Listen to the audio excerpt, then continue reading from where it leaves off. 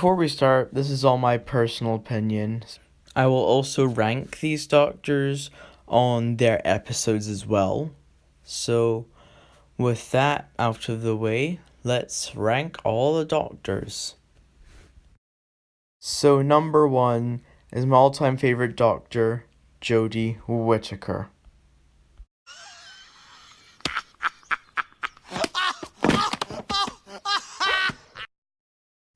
Yeah, right. Let's go to my actual favorite doctor of all time. Sylvester McCoy, aka the 7th Doctor. Now, the reason why I put him first place is because to me he has the most iconic stories. Like Remembrance of the Daleks is the best Dalek story, Curse of Fenneker is creepy, and Ghostlight really is just creepy in general. And he's like really good doctor. He brings a lot to the role. That's why he's so iconic to me. Again, it's not. I'm not saying this is your opinion. This is just This is just my opinion, not speculation.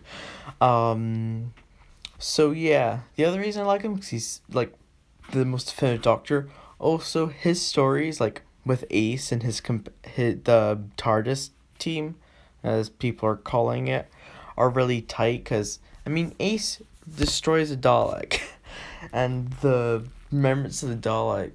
I don't know what I'm talking about anymore. Again, on these rants, and I'm recording late at night in the next morning. So let's go on to the second favorite Doctor. At number 2 is Tom Baker, aka the 4th Doctor. Now, he's a really good Doctor. He brings so much liveliness, especially from the stories.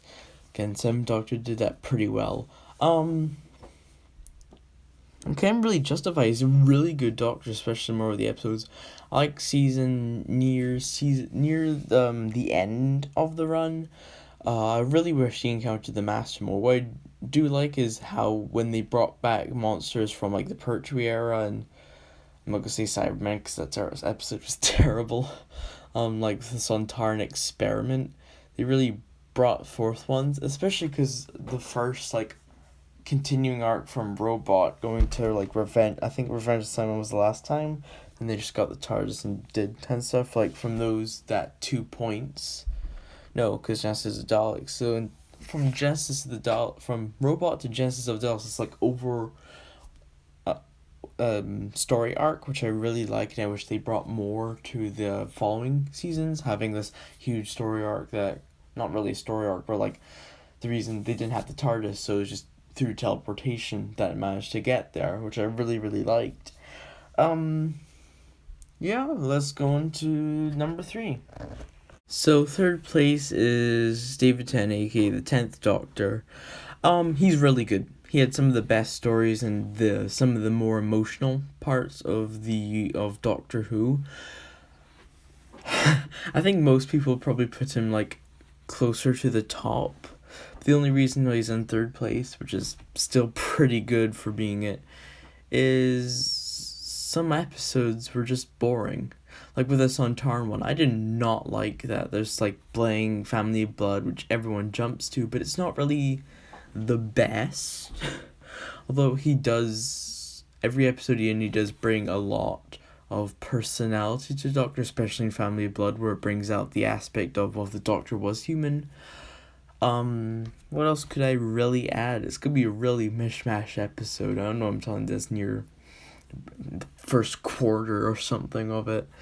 But there we go. It's sweet and simple. He's not, like, all the top 5 Doctors I really like, and, top 6 Doctors are probably my favorite. Then it kind of goes, not downhill, but it kind of goes to the parts where it's like I'm not really interested in it. I'm going to start rambling and get on to my 4th spot. So number 4 is the 5th Doctor. And I feel really bad, especially because I really slandered the 5th Doctor, because I forgot Earthshock and the Dalek one was in it. But I feel really bad because I really slandered him, so he's like the not best Doctor of all time. So this is a remedy. The stories were quite good. He brought a kind of like peace loving, trying to stop things, kind of like what the 4th Doctor did. But yeah, the episodes were really good, especially like bringing back some classic monsters that weren't in like Cybermen. He had brought back that, even though that wasn't Revenge of Cybermen. Try to think of something else, like the episodes, especially the 3 TARDIS members that did it way before Jodie Whittaker, and I think it was better. But they didn't have no Graham. Actually, yeah. And then early in the season, they just went back to the 2 companions, which was it was okay. I haven't watched more of those episodes. I've only seen the 5 Doctors, which did have Turlo in it. That's really it. I like the Master. I like the beginning episode of the 5th Doctor, especially how it continued afterwards. Well, duh. But, like, how it was in, like, most ones where it's like 11th Hour, where it would start with Generation and then just crash land. Like a really, like in a recap of the last episode. I don't know what I'm trying to say here. I'm recording well late at night. Yeah, so that's number 4. On to number 5. So 5th place is Patrick Troughton, aka the 2nd Doctor. His stories were really good. He usually doesn't get a lot of credit 'cause he's like that wacky person, but like I was watching a video, he's like kind of more, he plays dumb, but he really knows what he's doing.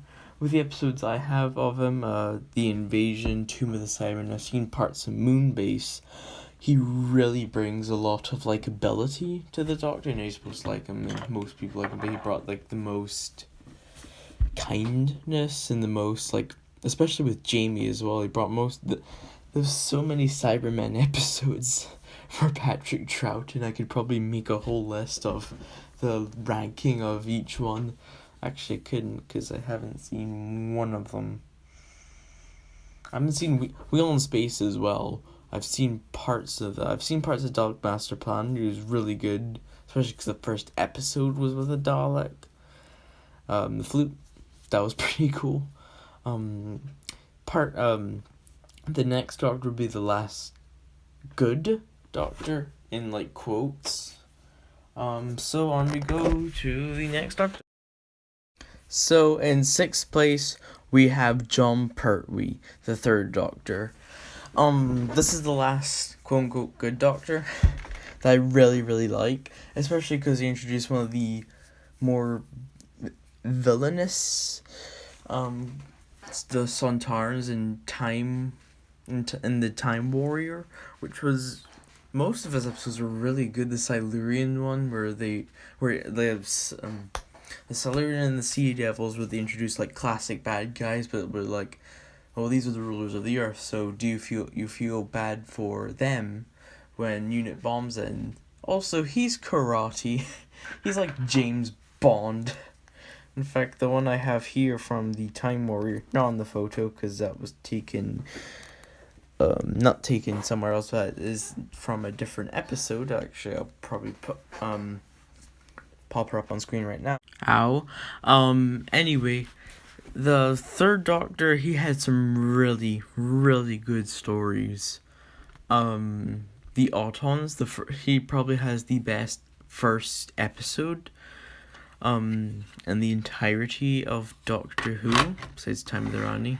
I'm a bit biased on that one. I'm trying to think of a complaint here. 1 second. Yeah, besides the Terror of the Autons and any of the Master ones, because they're really good. Not really much of the Daleks.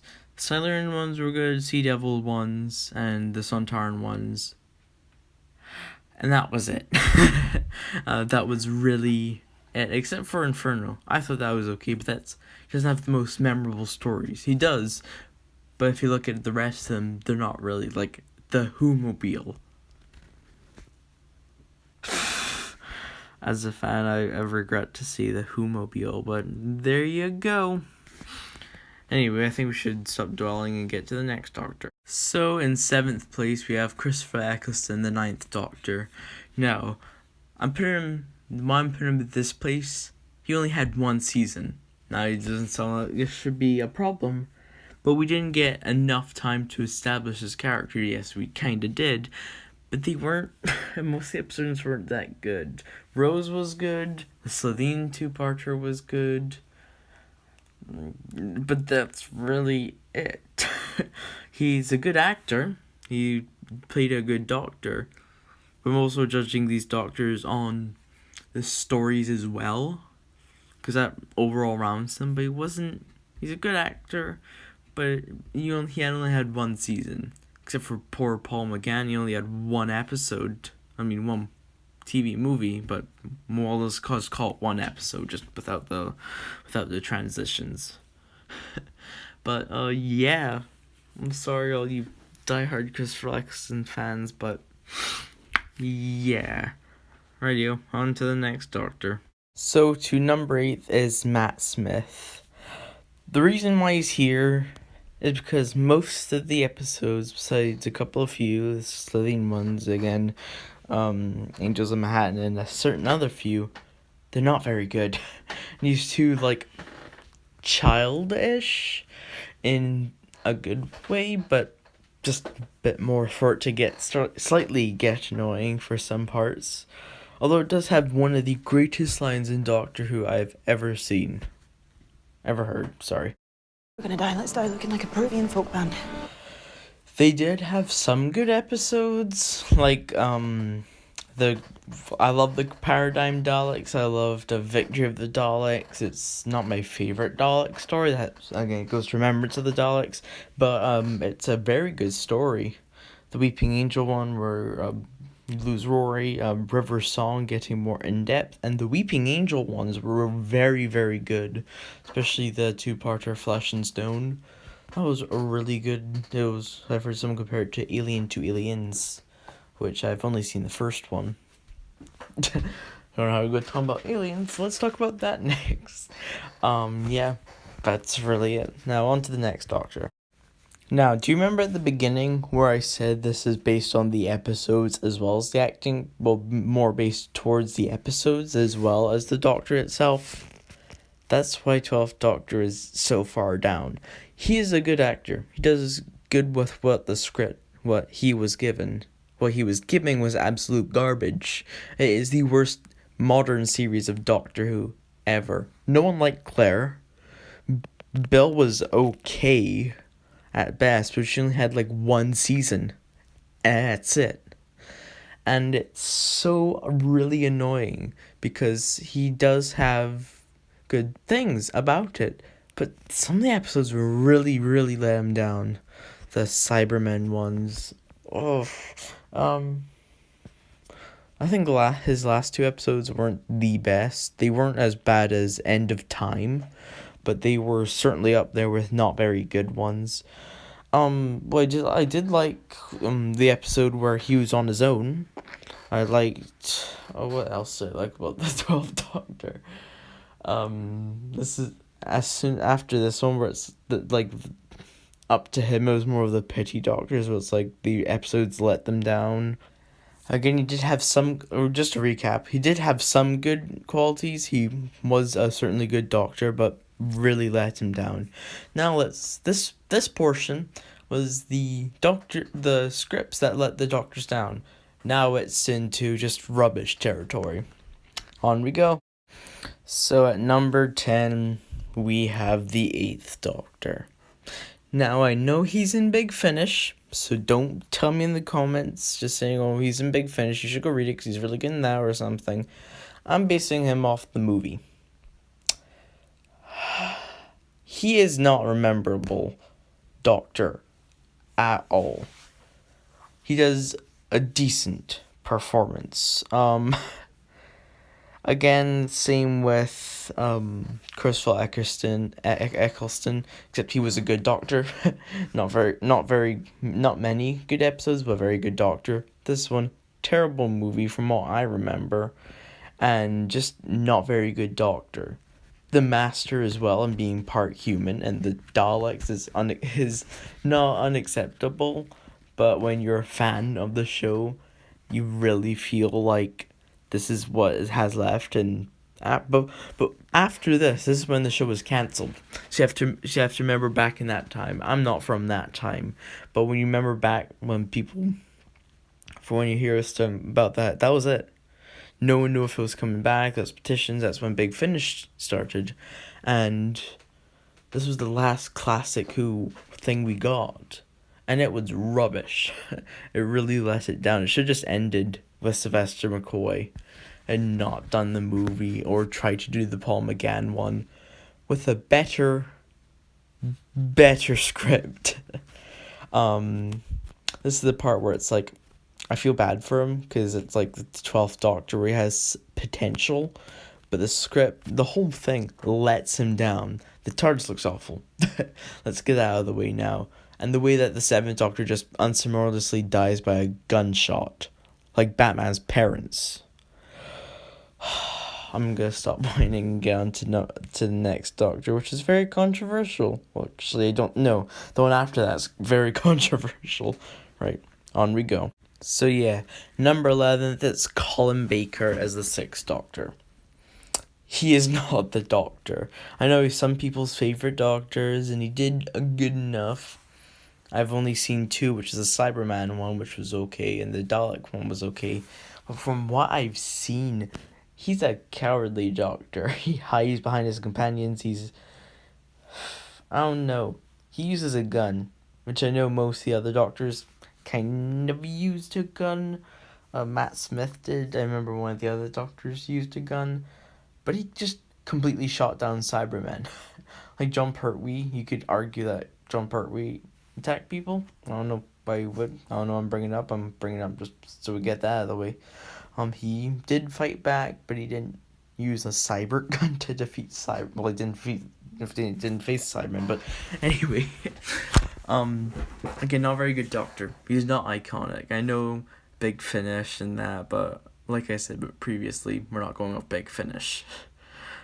Same for my favorite Doctor. I know he has Big Finish stories. I've seen some, but that's not going off of that. Most of the Doctors in this list, I've not gone off the Big Finish one. 5th Doctor, kind of. That was more of a, oh god, I feel bad. Also, because I forgot Earthshock was on there, which Earthshock was really good. See, he's so bland. And just can't be bothered watching. Just want to skip and watch something else. I'm trying to think. There's nothing really. The companions were annoying. Mel and Perry were just absolutely annoying. I know the 5th Doctor had Perry. That was really annoying. 7th Doctor had Mel. Getting really annoying. Just Mel and Perry are the worst companions. Oh. Let's go into the next Doctor, because otherwise I'm going to go on an angry rant. That'll last 1 hour. Right, next Doctor.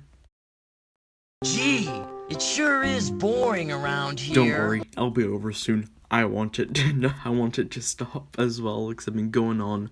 It doesn't make any sense. If you made this far, congratulations. So this isn't unpopular. Actually, I don't think so. Number 12 is the 1st Doctor.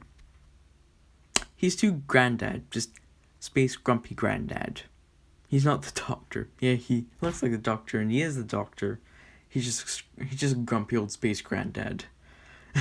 No, most of them, like, Doctors are kind of like that. Like, Peter Capaldi was kind of spacey, a grumpy space granddad. But this one's, like, unbearably so. He's really annoying in the first episode. He's Love, Pride, Hate, Fears. That's the only good line he has. I haven't seen most of the stories, so I can't really say. But I think Peter Cushing is a better 1st Doctor. Oh god. I'm gonna get so much shit for this, especially for none for the last one. Right, just nothing else to say. He's just a grumpy old space granddad. He's just a grumpy granddad from space. That's the whole premise of the 1st Doctor. Before we get to the last, we need to give our honorable mentions. So, the first honorable mention is the War Doctor. He's really good. Again, only had 1 episode, so there's not much to judge him off. He did a good job of, like, a doctor during, like, the end and just sick of war. That's number 1. Go on to quick number 2 mention. Second honorable mention is Peter Cushing, because it's Peter Cushing, and he portrayed the nicer space granddad instead of the 1st Doctor, which I think he did a really good job with the Dalek, but Hey, the movies were pretty good. I'll probably review them at some point. On to quick number 3.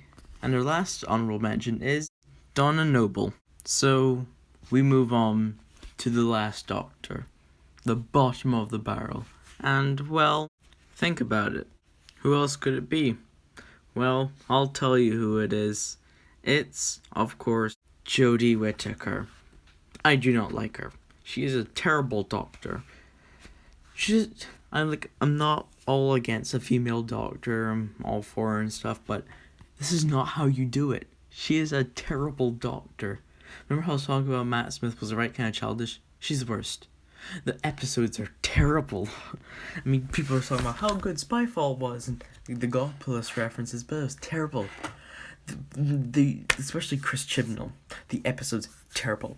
The actor, I've seen her in Black Mirror, but that's really it. But no, they should have picked someone else because she is not right to play the Doctor. I don't think they made a bad decision, and the way it's like comical. Graham's the only good thing about the series. I gave up. Physically, I gave up on the arachnids in the UK. Mentally, I gave up at the frog episode. That's when I completely gave up all hope for new modern Doctor Who. And I was peaked because Spyfall looked pretty good, and all it looks really good, and it's going back to classic modern Doctor Who. No, it's terrible. And I know you're waiting for it to be finished, but I'm going to go on a whole angry rant. This is not how you do it. You need someone else, anyone else, but not her.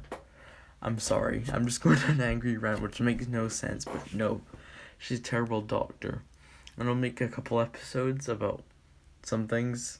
I'm going to point this out now.